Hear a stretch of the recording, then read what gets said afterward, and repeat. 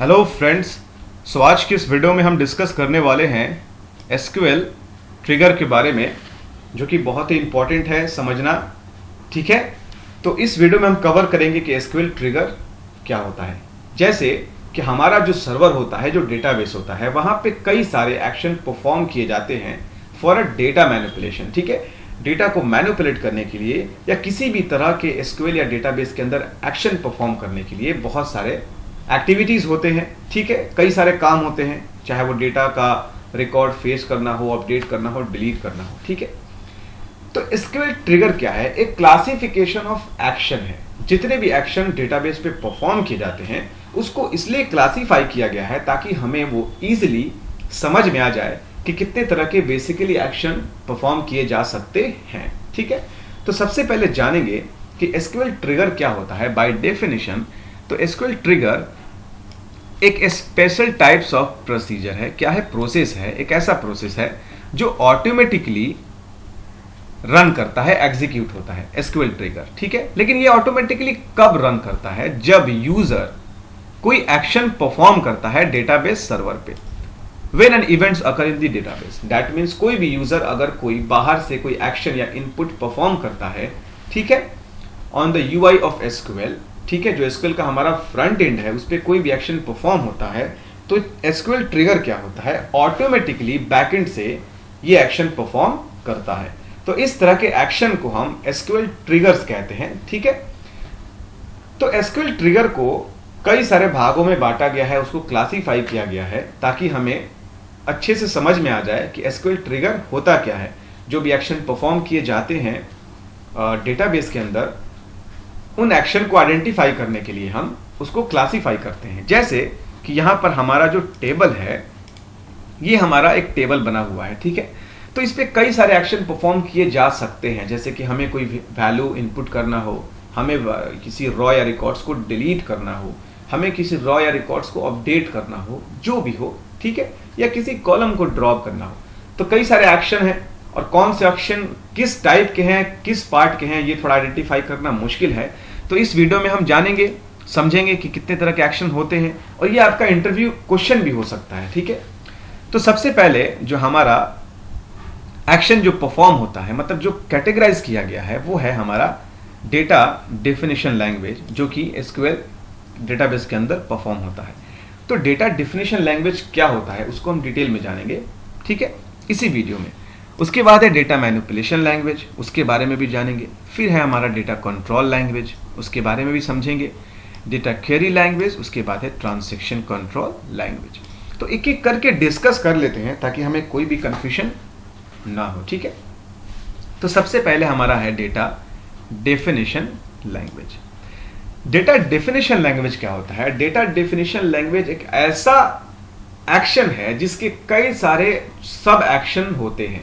जैसे कि ये क्या करता है, आपके डेटा को डिफाइन करने में मदद करता है। दैट मीन्स अगर हमें कोई टेबल क्रिएट करना हो तो हम ये जो क्रिएट है ना, ये एक कीवर्ड है, एक रिजर्व वर्ड है जिसको कांस्टेंट भी कह सकते हैं। ठीक है, तो ये एक रिजर्व वर्ड है एसक्यूएल द्वारा, जो पहले से मौजूद होता है एसक्यूएल में। हमें बस क्रिएट लिखना होता है और वो एक रिजर्व वर्ड है, इसकी एक अलग मीनिंग है।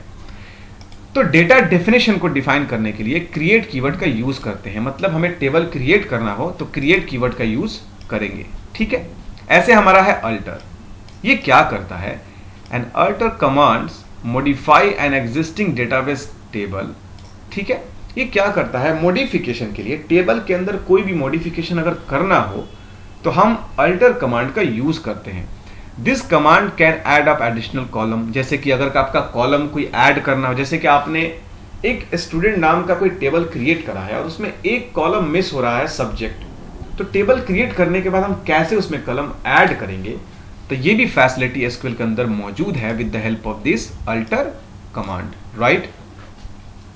अगर किसी कॉलम को ड्रॉप करना हो, दैट मीन्स किसी टेबल के अंदर कोई एक्स्ट्रा कॉलम ऐड हो गया हो, तो हम उस कॉलम को कैसे हटाएंगे, या फ्यूचर में उसका कोई यूज ना हो, या करेंटली या प्रेजेंटली कोई उसका यूज ना हो, तो हम उस कॉलम को ड्रॉप भी कर सकते हैं, निकाल भी सकते हैं। ठीक है, and even change the data types of column involve in the database. अगर किसी कॉलम का डेटा टाइप साइज अगर आपको वेरीफाई मतलब उसको बढ़ाना हो, वैरी कराना हो, ठीक है, या उसके डेटा टाइप को चेंज करना हो, तो भी हम अल्टर कमांड से ये एक्शन परफॉर्म कर सकते हैं। तो ये सारा क्या है, डेटा डेफिनेशन लैंग्वेज का पार्ट है, लाइक अ क्रिएट, अल्टर, ठीक है। ड्रॉप क्या होता है, ये भी डेटा डेफिनेशन का पार्ट है। A drop command is used to delete the object such as an table, index और व्यूज।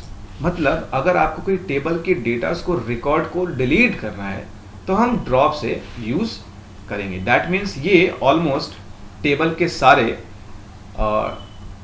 डेटा को भी डिलीट करेगा प्लस उसके ऑब्जेक्ट को डिलीट कर देगा। दैट मीन्स जहां हमारा टेबल क्रिएट है, एक लोकेशन पर जो हमारा टेबल मौजूद है वहां से सारा डेटा इरेज हो जाएगा। दैट मीन्स ये आपके लेआउट को, स्कीमा को भी डिलीट कर देगा। दैट मीन्स पूरे टेबल को डिलीट कर देगा। A drop statement can not be roll back, so once an object is destroyed there is a no way to recover it. That means अगर कोई टेबल कंप्लीटली डिलीट हो गया with the object के साथ अगर table delete हो गया हो तो उसे फिर दोबारा रिकवर करना मुश्किल है, ठीक है। ट्रंकेट क्या करता है, ये भी एक कमांड है, ठीक है, जो डेटा डेफिनेशन लैंग्वेज के अंदर आता है, ठीक है। तो ट्रंकेट की मदद से हम क्या करते हैं, सिमिलर टू ड्रॉप, ये सिमिलर ड्रॉप की तरह होता है पर इसके डिफरेंसेस क्या है। The truncate statement is used to quickly remove all the records from the table. ये डिलीट की तरह बिहेव करता है, मतलब अगर टेबल के रिकॉर्ड्स को हटा देना है, सिर्फ टेबल रखना है, मतलब ढांचा मौजूद रहेगा, डेटा वहां से हट जाएगा, तो हम ट्रंकेट का यूज करेंगे। However, unlike a drop that completely destroy a table, truncate preserve its full structure to be reused later। ठीक है, जैसा कि मैंने आपको बताया, ये स्ट्रक्चर को मौजूद रखता है और डेटा को डिलीट करता है। मतलब ऑब्जेक्ट आपका मौजूद रहेगा और उसके डेटास को डिलीट करेगा, फिर से आप उसमें आप डेटा डाल सकते हो। दैट मीन्स एग्जाम्पल पे अगर किसी इंस्टीट्यूट के डेटा, स्टूडेंट के डेटास का रिकॉर्ड है और वो सेशन खत्म हो गया है, तो जितने भी नेम, रोल और आईडी, मार्क्स जो भी हैं, हमें अब नहीं चाहिए क्योंकि अब नया सेशन शुरू होने वाला है। तो हम वहां से क्या करेंगे, डिलीट कर देंगे। मतलब जो चाइल्ड टेबल हो, मास्टर टेबल में तो आपका ऑलरेडी डेटा मौजूद रहेगा ही रहेगा, ठीक है। तो इस तरह के एक्शन को परफॉर्म करने के लिए हम ट्रंकेट का यूज करते हैं। रीनेम का यूज कहां करते हैं, ये भी एक डेटा डेफिनेशन लैंग्वेज का पार्ट है। This is use to rename an object existing in the database. अगर किसी ऑब्जेक्ट को रीनेम करना हो, दैट मीन्स अगर कोई टेबल है जिसका नाम है स्टूडेंट, अगर आप उस टेबल को रीनेम करना चाहते हैं स्टूडेंट 2020, तो आप उसको रीनेम भी कर सकते हैं। तो इस तरह के एक्शन को परफॉर्म किए जाने वाले काम को हम कहते हैं डेटा डेफिनेशन लैंग्वेज। ये इंटरव्यू का क्वेश्चन है और कई सारे इंटरव्यूअर्स ये क्वेश्चन रेस करते हैं, तो आप पहले से प्रिपेयर रहो इसके बारे में कि डेटा डेफिनेशन क्या है, ठीक है। Now to the next point जो हमारा है data manipulation language. Data manipulation क्या होता है और ये कैसे डेटा डेफिनेशन से हट कर है, अलग है, उसके बारे में हम डिस्कस करेंगे। तो पहले डेफिनेशन जान लेते हैं कि डेटा मैनिपुलेशन क्या होता है, फिर उसके बारे में हम डिस्कस करते हैं एक-एक करके कि कितने उसके सब पार्ट्स होते हैं। The SQL commands that deal with the manipulations of data present in the database belong to the DML or data manipulation language, and this include most of the SQL statement। कहने का इसका मतलब ये है कि data manipulation language जो SQL commands होते हैं वो क्या करते हैं, डेटा जो हमारा टेबल में मौजूद होता है उनके साथ फेर बदल करने में मदद करते हैं, ठीक है। तो जो भी डेटा हमारा टेबल के अंदर अपडेट, डिलीट और इंसर्ट होते रहता है, ऐसे सिचुएशन को, ऐसे एक्शन को डेटा मैनिपुलेशन लैंग्वेज कहते हैं, ठीक है। जैसे कि हमें किसी टेबल में कुछ रिकॉर्ड्स डालने हैं तो उसके लिए हम इंसर्ट का यूज करेंगे, ठीक है। ये डेटा डेफिनेशन लैंग्वेज का पार्ट है। ये सब रिजर्व वर्ड है, ठीक है, कमांड्स है जो रिजर्व है पहले से, और इसकी मदद से हम क्या करते हैं, अपने वैल्यूज को टेबल के अंदर इनपुट करते हैं। मतलब कि अगर ये हमारा टेबल है जो कि खाली है और इसमें आपको रिकॉर्ड्स डालने हैं, दैट मीन्स पहला हमारा जो रिकॉर्ड्स इस रॉ में आना है, तो हम क्या करेंगे, इंसर्ट की मदद से हम इसके वैल्यूज को इनपुट करेंगे। उसके बाद है डिलीट। ये डेटा मैनिपुलेशन लैंग्वेज का पार्ट है। डिलीट क्या करता है? It is use to delete records from a database table. Record in the sense, अगर आप किसी टेबल के कुछ पार्टिकुलर डेटा या रॉस को आपको डिलीट करना हो, आपके रिकॉर्ड्स को, सपोज यहाँ पर 3 और ये है हमारा चौथा, ये है हमारा 5वां और ये है हमारा 6ठा, ये कुछ रिकॉर्ड्स दिए गए हैं इसमें, और मुझे चाहना है क्या कि मैं इस पार्टिकुलर डेटा को, 2 पार्टिकुलर डेटा को डिलीट करना चाहता हूँ। लाइक ये मुझे 2 डेटास डिलीट करने हैं, 2 ग्रीन वाले। तो हम क्या करेंगे, एक क्लॉज लगा के हम इस पार्टिकुलर डेटा को डिलीट करने के लिए हम डिलीट कमांड्स का यूज करेंगे, जो कि रिजर्व वर्ड है। ठीक है, तो ये डेटा मैनिपुलेशन लैंग्वेज का पार्ट है। हम चाहते हैं कि नहीं अपडेट करना है किसी पार्टिकुलर टेबल के अंदर, अगर कोई डेटा गलती से ज्यादा डल गया हो, मतलब मार्क्स हमारा है 25, हमने डाल दिया है 31, तो उस पार्टिकुलर मार्क्स के वैल्यूज को 25 में बदलने के लिए हमें अपडेट का यूज करना होगा। तो अपडेट कीवर्ड की मदद से, ये रिजर्व वर्ड की मदद से, हम कमांड की मदद से यूज करते हैं और डेटा को अपडेट करते हैं टेबल के अंदर। तो इस तरह के एक्शंस को हम परफॉर्म करते हैं with the help of data manipulation language. ठीक है, तो ये डेटा मैनिपुलेशन लैंग्वेज का पार्ट है जो मैंने अभी आपको बताया। डेटा मैनिपुलेशन लैंग्वेज में और भी कुछ कमांड्स हो सकते हैं, पर ये सबसे ज्यादा यूज होता है insert, update and delete. Next हमारा है डेटा कंट्रोल लैंग्वेज। तो हमने देखा टेबल पे 2 एक्शन डिफरेंट परफॉर्म होते हैं। तीसरा हमारा है डेटा कंट्रोल लैंग्वेज। तो डेटा कंट्रोल लैंग्वेज क्या करता है, तो पहले इसके बारे में हम जानेंगे बाय डेफिनेशन।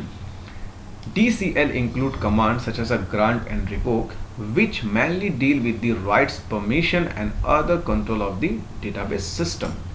ठीक है, डेटाबेस सिस्टम के अंदर कुछ ऐसे भी एक्शंस परफॉर्म होते हैं जो रेगुलरली यूज नहीं होते हैं।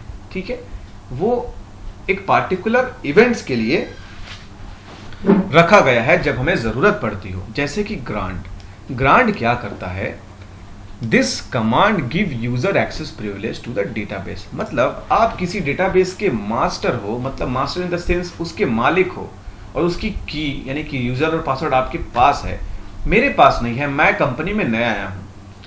तो with the help of grant, ठीक है, मैं आपको एक एक्सेस दूंगा कि आप भी डेटा सारा एक्सेस कर पाओ। ठीक है, आप उम्मीद करते हैं आप समझ गए, बहुत ही आसान डेफिनेशन मैंने बताया कि मतलब किसी दूसरे को हकदार बना देना, उसका मालिक बनाना कि आप भी डेटा यूज करो। हम ग्रांट की मदद से डेटा को हम एक्सेसिबल बनाएंगे थर्ड पार्टी पर्सन को। ठीक है, रिवोक क्या करता है, मतलब ग्रांट की को देता है कि आप उस खजाने के मालिक हो। रिवोक क्या करता है, छीन लेता है। This command withdraw the user access privilege. अगर हम रिवोक कर देते हैं तो फिर आप डेटा को एक्सेस नहीं कर पाओगे। ठीक है, ये बहुत ही आसान था। तो इस तरह के एक्शन को परफॉर्म करने के लिए हम डेटा कंट्रोल लैंग्वेज का जो ऑपरेशन है वो हम करते हैं, इसको डेटा कंट्रोल लैंग्वेज कहते हैं। ये भी क्वेश्चन हो सकता है कि डेटा कंट्रोल लैंग्वेज क्या होता है और इसमें कौन कौन से एक्शन परफॉर्म आते हैं। तो ग्रांट है और रिवोक है, ये डेटा कंट्रोल लैंग्वेज का पार्ट्स है।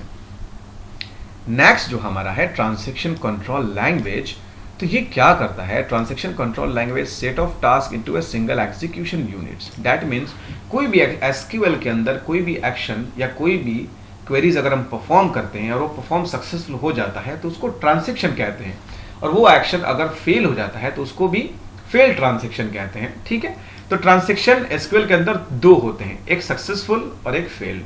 ठीक है, तो एसक्यूएल ट्रांजैक्शन क्या होता है, कई सारे ग्रुप ऑफ टास्क होते हैं जो एक सिंगल यूनिट में एग्जीक्यूट होता है, उसको ट्रांजैक्शन कहते हैं। दैट मीन्स मैंने कुछ रिकॉर्ड्स टेबल में डाले और वो सही से डल गए, तो दैट मीन्स ट्रांजैक्शन कंप्लीट हो गया, सक्सेसफुल। और अगर वो नहीं डला, किसी वजह से वो डेटा हमारा नहीं जा पाया, रुक गया, स्टक हो गया या करप्ट कर गया, जो भी हो, तो ये ट्रांजैक्शन अनसक्सेसफुल है, मतलब फेल्ड है। Is transaction begin with a specific task and ends when all the tasks in the group successfully complete. If any of the transaction fail, transaction fail. Therefore, a transaction has only 2 results, successful और fail. ठीक है, transaction के 2 ही result होते हैं जो मैंने अभी just previously discuss करे हैं। तो ट्रांजैक्शन कंट्रोल लैंग्वेज कौन कौन से होते हैं, पहला है हमारा कमिट। कमिट क्या करता है, ये एक अप्रूवल की तरह काम करता है। ठीक है, A commit command save all the transaction of a database. That means अगर हम कमिट यूज करते हैं ये वर्ड रिजर्व वर्ड, तो आपका एक डेटा क्या हुआ, अप्रूव्ड हो गया, सेव हो गया एक पार्टिकुलर जगह पे, ठीक है। क्योंकि हो सकता है कि अगर आपका कमिट ना हुआ हो तो डेटा लॉस्ट होने का चांस हो सकता है, ठीक है। रोलबैक क्या करता है, ये ट्रांजैक्शन को अनडू करता है। If any error occurs with any of the SQL grouped statement, all change need to be aborted. The process of reversing change is called rollback. अगर आप कोई पार्टिकुलर बड़े क्वांटिटी में डेटा डाल रहे हो और वो बीच में किसी सर्वर के कारण, इंटरनेट के कारण या पावर के कारण कट ऑफ होने के कारण अगर वो आपका कमांड रुक गया, सही से नहीं डाला है, तो आपका डेटा करप्ट होने का चांस है। तो इस तरह के ट्रांजैक्शन को दोबारा रोल बैक कर देना, दैट मीन्स कि आपका ट्रांजैक्शन जो है पहले जैसा हो जाए, ठीक है। तो पहले वाला डेटा क्या होगा, हमारा बच जाएगा, और जो हाल फिलहाल में डेटा जो अनसक्सेसफुल रहा है उसको रोल बैक करने से वो एक पार्टिकुलर प्लेस पे खत्म हो जाएगा, यानी आपका प्रीवियस डेटा सेफ रहेगा। मतलब जो आपका अंडू कर देना, ट्रांजैक्शन अंडू का मतलब जो ट्रांजैक्शन आप कर रहे हो उसको हटा देना और प्रीवियस ट्रांजैक्शन पे बने रहना। तो रोल बैक की मदद से हम ये करते हैं। रोल बैक के बहुत सारे यूज हैं, तो हम आगे भी डिस्कस करेंगे इसके बारे में कि रोल बैक क्या होता है, ठीक है। सेव पॉइंट क्या होता है, creates points when with in a group of a transaction with in which to roll back, ठीक है। अगर आप किसी पार्टिकुलर रिकॉर्ड्स को डिलीट करना चाह रहे हो, हटाना चाह रहे हो, तो अगर आप चाह रहे हो कि फ्यूचर में उसका यूज है, तो हम सेव पॉइंट क्रिएट करके उस डिलीट हुए डेटा को रख सकते हैं, ठीक है, ताकि हम बाद में उसे फिर टेबल के अंदर ला सकें। रिलीज सेव पॉइंट का मतलब जो सेव पॉइंट आपने क्रिएट करा है उसको हटा देना, ठीक है। डेटा क्वेरी लैंग्वेज क्या होता है, इसके बारे में जानेंगे। तो डेटा स्टेटमेंट्स मतलब DQL जो है, data query language statement are use for performing queries on the data with in schema object. मतलब जो हमारा टेबल है उस पे एक्शन परफॉर्म करने के लिए हम जो वर्ड यूज करते हैं, मतलब जो आपका कमांड यूज करते हैं सेलेक्ट, वो है it is use to retrieve data from database. ये क्या करता है, डेटाबेस से डेटा को रिसीव करने के लिए, मतलब रिट्रीव करने के लिए, निकालने के लिए हम सेलेक्ट कमांड का यूज करते हैं। इसको कहते हैं डेटा क्वेरी लैंग्वेज, ठीक है। तो इतने सारे एक्शन जो है परफॉर्म होते हैं एसक्यूएल के अंदर, जो अभी मैंने आपको बताए, और ये बहुत ही ज़रूरी है इसको जानना, और बहुत ही आसान भी है। अगर एक दो बार में आप इसको पढ़ेंगे तो समझ जाएंगे, इस वीडियो को देखेंगे तो इजीली समझ जाएंगे। तो इतने तरह के एक्शंस क्या होते हैं, परफॉर्म होते हैं डेटाबेस पे। और भी कई सारे एक्शन हैं जो कि थोड़ा सा डिस्कस करने के लिए अभी वक्त सही नहीं है। जब आप एसक्यूएल पे सीखोगे, चलाओगे एसक्यूएल और टेबल क्रिएट करना सीख लोगे, डेटा को मैनिपुलेट करना सीख लोगे, तो हम एक एक करके भी डिस्कस करेंगे, ठीक है। तो ये हमारा एसक्यूएल का कमांड है, DDL, DML, DCL, DQL and TCL। तो आप देख सकते हैं create, drop, alert, truncate data definition language का पार्ट है। डेटा मैनिपुलेशन के लिए इंसर्ट, अपडेट एंड डिलीट है। डेटा कंट्रोल के लिए ग्रांट और रिवोक है। डेटा क्वेरी लैंग्वेज के लिए सेलेक्ट है, और डेटा कंट्रोल लैंग्वेज के लिए commit, save point, roll back है। तो ये कुछ कमांड्स हैं जो सबसे ज़्यादा यूज होते हैं एसक्यूएल में, ठीक है। तो ओवरऑल मैंने आपको वो चीज़ें बताई जो ज़रूरी था। इसके बाद हम नेक्स्ट वीडियो पे आएंगे एसक्यूएल के अंदर कि क्या हमें करना है, ठीक है। तो मेरे वीडियो को लाइक ज़रूर करिए, चैनल को सब्सक्राइब करिए और अपने फ्रेंड्स को भी शेयर करिए, ठीक है। Have a nice day. अगर कोई क्वेरीज हो तो आप अपना क्वेरीज मेरे कमेंट बॉक्स पे रख सकते हैं।